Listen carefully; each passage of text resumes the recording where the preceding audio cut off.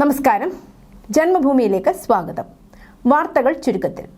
വികസന പദ്ധതികളുടെ ഉദ്ഘാടനവും കല്ലിടലും ബിജെപിയുടെ നിയമസഭാ തെരഞ്ഞെടുപ്പ് പ്രചരണ തുടക്കവും ഉൾപ്പെടെ 3 പരിപാടികൾക്കായി പ്രധാനമന്ത്രി നരേന്ദ്രമോദി ഇന്ന് കൊച്ചിയിലെത്തും. എറണാകുളം മറൈൻ ഡ്രൈവ് മൈതാനിയിൽ ഉച്ചയ്ക്ക് 12:30 കേരള ധീവര സഭയുടെ സുവർണ ജൂബിലി സമ്മേളനത്തിലാണ് ആദ്യം പങ്കെടുക്കുക.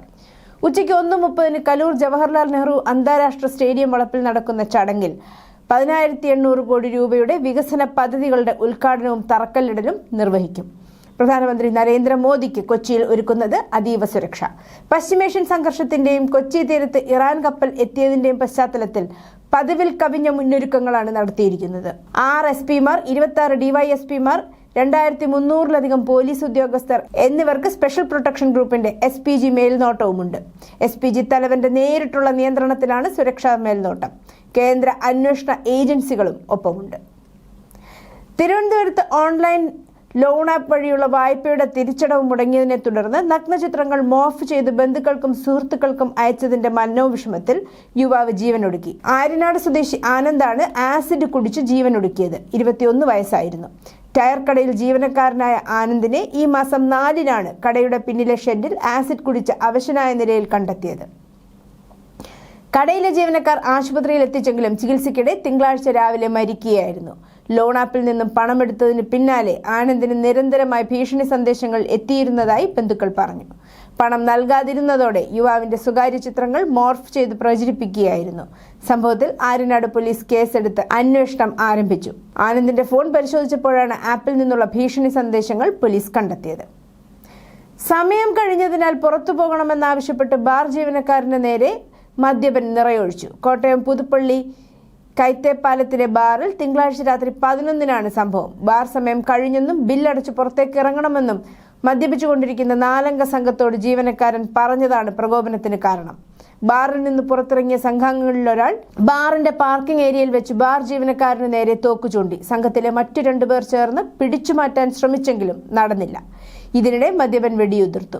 ബാർ ജീവനക്കാരൻ അത്ഭുതകരമായി രക്ഷപ്പെട്ടു. സംഘം സ്ഥലത്ത് നിന്ന് കടന്നു കളഞ്ഞെന്നും ബാർ മാനേജ്മെന്റ് ഈസ്റ്റ് പോലീസിന് നൽകിയ പരാതിയിൽ പറയുന്നു.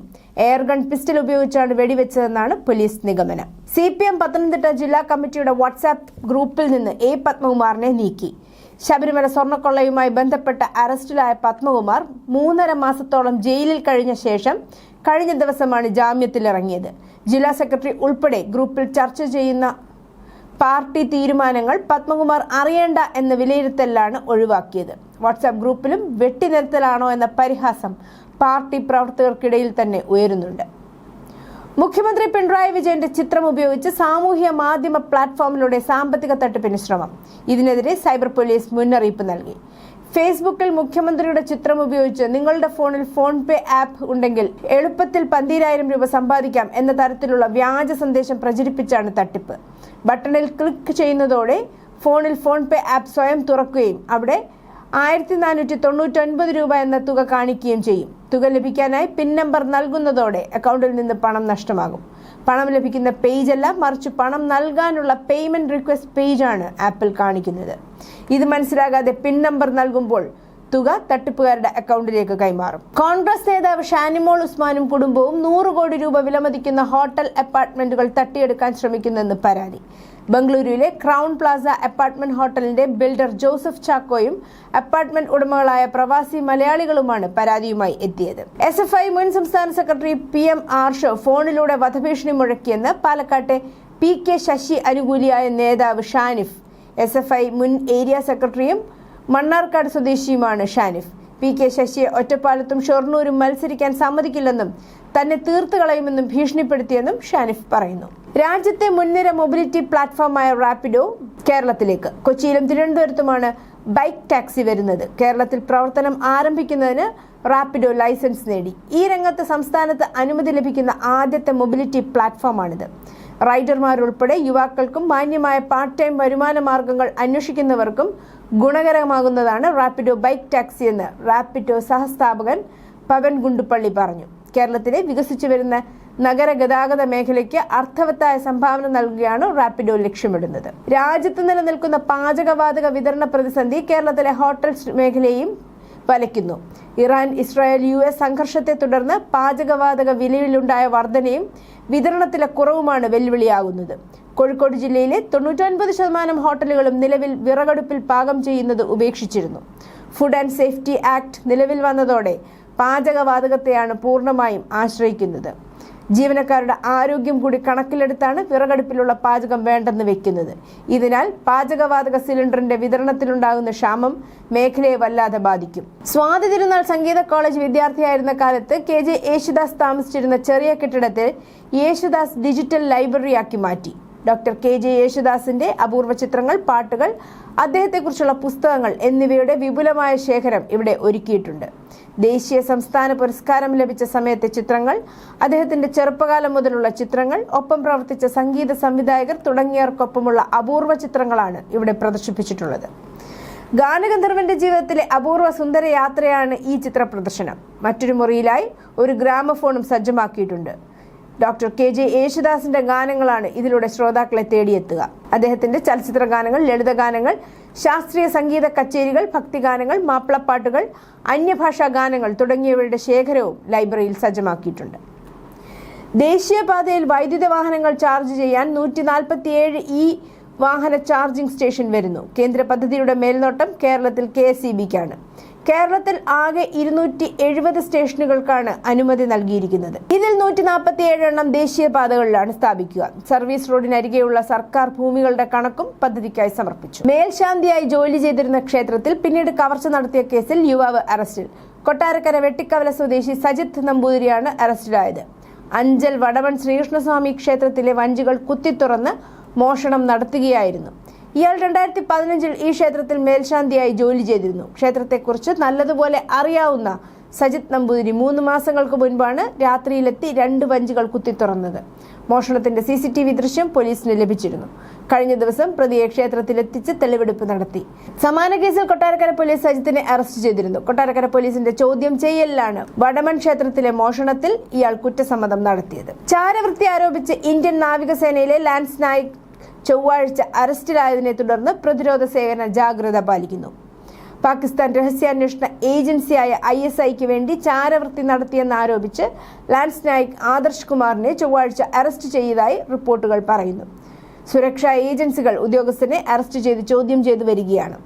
ഉത്തർപ്രദേശിലെ ആഗ്ര സ്വദേശിയായ ആദർശ് കുമാർ കേരളത്തിലെ കൊച്ചിയിലെ സദേൺ നേവൽ കമാൻഡിലാണ് സേവനം അനുഷ്ഠിച്ചിരുന്നതെന്ന് റിപ്പോർട്ടുകൾ പറയുന്നു. മിഡിൽ ഈസ്റ്റിൽ US, ഇസ്രായേൽ, ഇറാൻ എന്നിവ തമ്മിലുള്ള സൈനിക സംഘർഷം രൂക്ഷമായതിനാൽ പതിവ് വിമാന പ്രവർത്തനങ്ങളിൽ തടസ്സം തുടരുന്നു.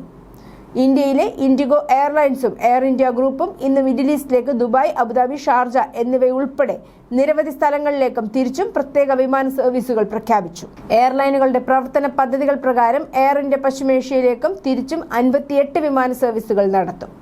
മാർച്ച് 11 ബുധനാഴ്ച മുതൽ ഇൻഡിഗോ മിഡിൽ ഈസ്റ്റിലുടനീളമുള്ള 8 ലക്ഷ്യസ്ഥാനങ്ങളിലേക്കും സർവീസ് നടത്തും. മാർച്ച് 12 മുതൽ ആഭ്യന്തര വിമാന ടിക്കറ്റുകൾക്ക് 399 രൂപ സർചാർജ് ഈടാക്കുമെന്ന് എയർ ഇന്ത്യ പ്രഖ്യാപിച്ചു. അന്താരാഷ്ട്ര റൂട്ടുകളിൽ യാത്ര ചെയ്യുന്ന യാത്രക്കാർക്ക് ഉയർന്ന ഇന്ധന സർചാർജ് ഈടാക്കുമെന്നും എയർ ഇന്ത്യ സ്ഥിരീകരിച്ചു. റൂട്ടും ടിക്കറ്റ് വിഭാഗവും അനുസരിച്ച് പുതിയ നിരക്കുകൾ ക്രമേണ ഏർപ്പെടുത്തും. മനസ്സില്ലാ മനസ്സോടെയാണ് ഈ തീരുമാനം എടുത്തതെങ്കിലും നിയന്ത്രണത്തിന് അതീതമായ ഘടകങ്ങൾ കാരണം ഇത് ആവശ്യമായി വരുന്നതായി എയർ ഇന്ത്യ അറിയിച്ചു. അസം മുൻ രാഷ്ട്രപതിമാരിൽ ഒരാളായ Fakhruddin Ali Ahmed medical college and ഹോസ്റ്റലിന്റെ പേര് മാറ്റാൻ അസം മന്ത്രിസഭ ചൊവ്വാഴ്ച തീരുമാനിച്ചു.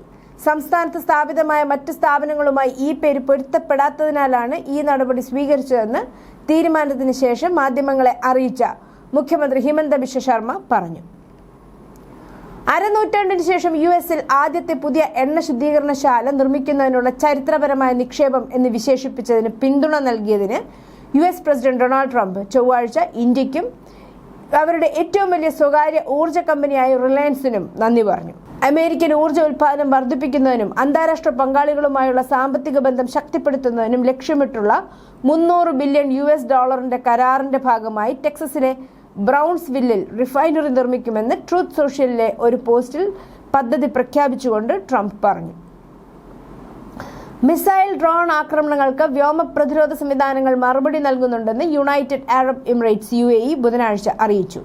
അതേസമയം ഡ്രോൺ ആക്രമണത്തെ തുടർന്ന് UAE-യിലെ ഏറ്റവും വലിയ എണ്ണ ശുദ്ധീകരണശാല അടച്ചുപൂട്ടിയതായാണ് റിപ്പോർട്ട്. പശ്ചിമേഷ്യയിലെ യുദ്ധം രണ്ടാം ആഴ്ചയിലേക്ക് കടന്നു. മേഖലയിലുടനീളം സൈനിക നടപടി ശക്തമാക്കുകയും മരണസംഖ്യ ഉയരുകയും ചെയ്തു. ഇറാനെതിരായ US ആക്രമണത്തെ ഇറാൻ വിദേശകാര്യമന്ത്രി അബ്ബാസ് അരാഗ്ചി വിമർശിച്ചു. തങ്ങളുടെ മിസൈൽ പദ്ധതി നശിപ്പിക്കപ്പെട്ടുവെന്ന അമേരിക്കയുടെ അവകാശവാദം ഇറാന്റെ റവല്യൂഷണറി ഗാർഡ് കോർപ്സ് നിരസിച്ചു. 1 ടണ്ണിൽ കൂടുതൽ 2200 പൗണ്ട് ഭാരമുള്ള വാർഹെഡുള്ള കൂടുതൽ പ്രൊജക്ടൈലുകൾ വിക്ഷേപിക്കുന്നത് തുടരുകയാണെന്നും പറഞ്ഞു.